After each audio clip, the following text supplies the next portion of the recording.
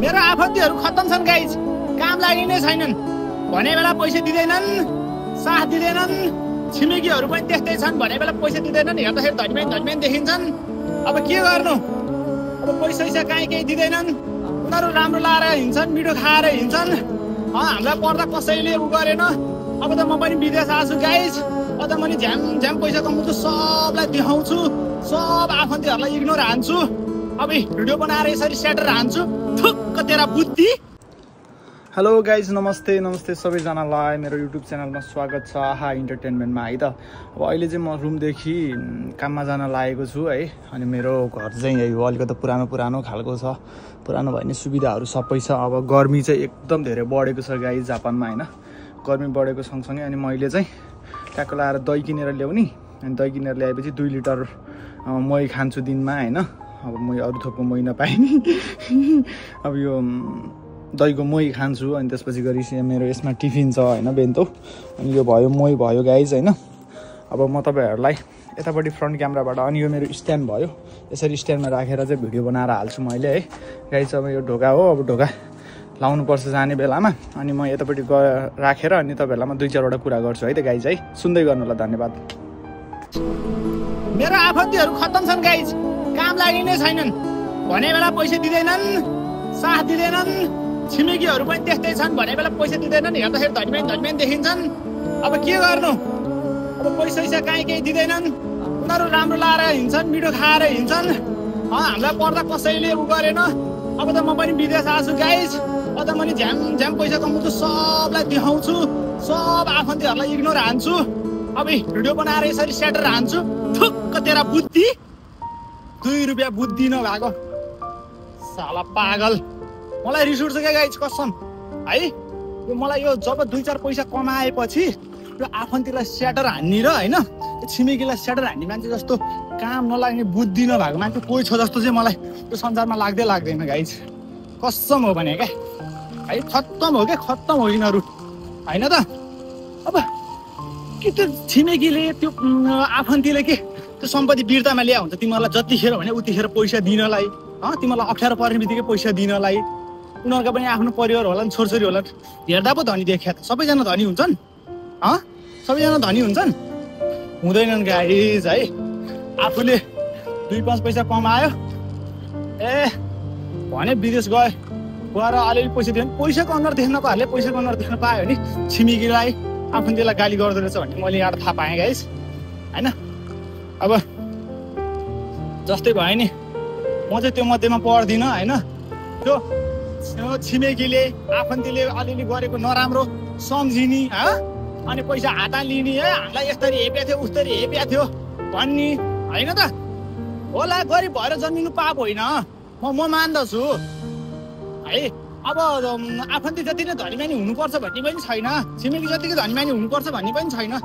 तर पनि ती आफन्तीले ती छिमेकीले गरेको 100वटा काम नदेख्ने, राम्रो नदेख्ने, तिमीहरूलाई भने बेलामा पैसा दिन सकेन भने चाहिँ तिमीहरूलाई नराम्रो लाग्ने। त्यो उनीहरूले चाहिँ आफ्नो बाउको बिर्तामा ल्याए हुन्छन् सबै कुरा, मिहिनेतै गरे होला, पछि नै बगा होला होइन। हुन्छ नि त, धेरै दुःखै गरे होला, सबैले त चोरेकै होइनन् होला। चोरेकै हो भने पनि तिमीहरूले किन माग्छन् क्या तिनीहरूसँग पैसा? त्यस्तै हो भने पैसा माग्न जरुरी थियो, पैसा दिएनन् अनि त्यही भएर अनि आफन्ती मन पर्दैन भन्न खोजे त्यही त हो नि होइन। हेप्यो भने त्यही त हो नि, पैसा नदिए बेला त हेपे जस्तो लाग्यो त हो नि होइन। त्यही भएर भन्छु गाइज म होइन, यसरी हुँदैन, यसरी केही गरी पनि हुँदैन। आफन्तीलाई गाली गर्न छोडौँ, आफन्तीले आफ्नो बाउको बिर्तामा ल्याए हुँदैन। सबै कुरा हामीलाई नै गरिरहनको लागि होइन। भोलि पैसा त कमाउला मान्छेले, पैसा त टन्न कमाउला, के गर्नु।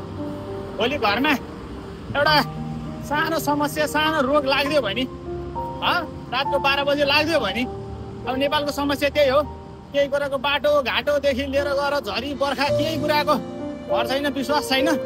अनि त्यो अप्ठ्यारो परे बेला चाहिँ हेर्छ कसले? त्यही छिमेकी, त्यही आफन्तीले होइन। हेर्छ नि तिमीहरू कि तिमीहरू टन्न पैसा छ, म जसरी पनि मेरो पैसाले मेरो बाउ पनि बचाउन सकिहाल्छु, मलाई अप्ठ्यारो गरे बेला म जे पनि गर्न सकिहाल्छु, त्यस्तो लाग्छ कि क्या हो? त्यो लाग्छ भने भ्रम है, एकदम भ्रम हो है। त्यो बेलामा हेर्ने भनेको चाहिँ छिमेकी आफन्तीले नै हो। यति कुरा विचार गरौँ है। सबै कुराहरू मैले होला मलाई पनि मेरा छिमेकी आफन्तीहरूले सधैँभरि राम्रा हुँदैनन् क्या, तर राम्रा हुँदैनन् भनेर मैले 100 गुण बिर्सेर एउटा बैगुण मात्रै कोटाएर बसेर हुन्छ? हुँदैन है त, हुँदैन। आफ्नो दुःख आफूले गर्नुपर्छ, दुःख नगरिकन आफन्तीले गरे भरमा कोही पनि बनाएको छैन। बनाएको पैसाको दिएको पैसाले मेरो पेट भरिन्न, मागेको पैसाले मेरो पेट भरिन्न भनेर एउटा गीत छ नि, होइन त? भरिँदैन क्या, भरिँदैन।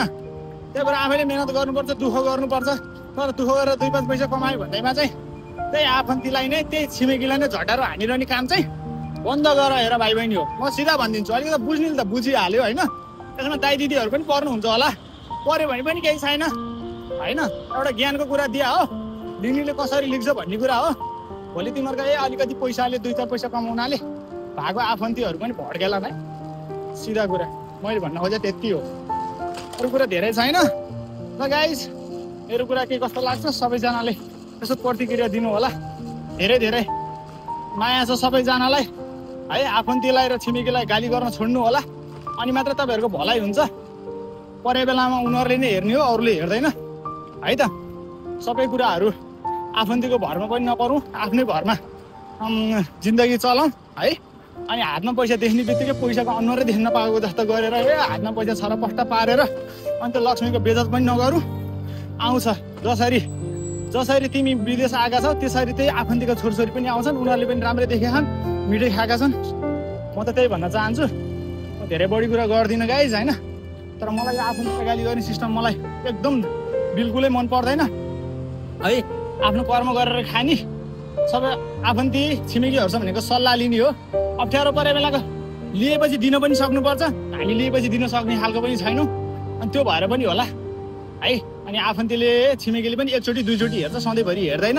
तर हामीलाई चाहिँ सधैँभरि हेरिरहनु पर्छ, हाम्रो जिन्दगी नै चलाइदिनु पर्छ भन्ने हाम्रो सोच छ होइन त। त्यो म मान्दिनँ, त्यो हुँदा पनि हुँदैन, त्यो सम्भव पनि कुरा होइन है। जे होस्, राम्रो आफन्ती राम्रो छिमेकी पाउनु चाहिँ भाग्यको नि कुरा हो हुन चाहिँ। तर पनि गरेन भनेर मन खोज चाहिँ लिनु पर्दैन क्या। कतिपयको बाबुआमाले नि गरेका छैनन्, कतिपयको छोरछोरीले बाबुआमालाई नि गरेका छैनन्। आफन्ती मात्रै भनेर नबन्नु ल। आजको बसाइमा यति नै भयो गाइज। Love you all. मेरो कुरा कस्तो लाग्छ चित्त नबुझ्यो भने पनि गाली नै गरेर कमेन्ट गर्दा पनि मिल्यो, चित्त बुझ्यो भने भइहाल्यो है। ल धेरै धेरै धन्यवाद। Love you all. भन्छ है म लास्टमा ल। धन्यवाद।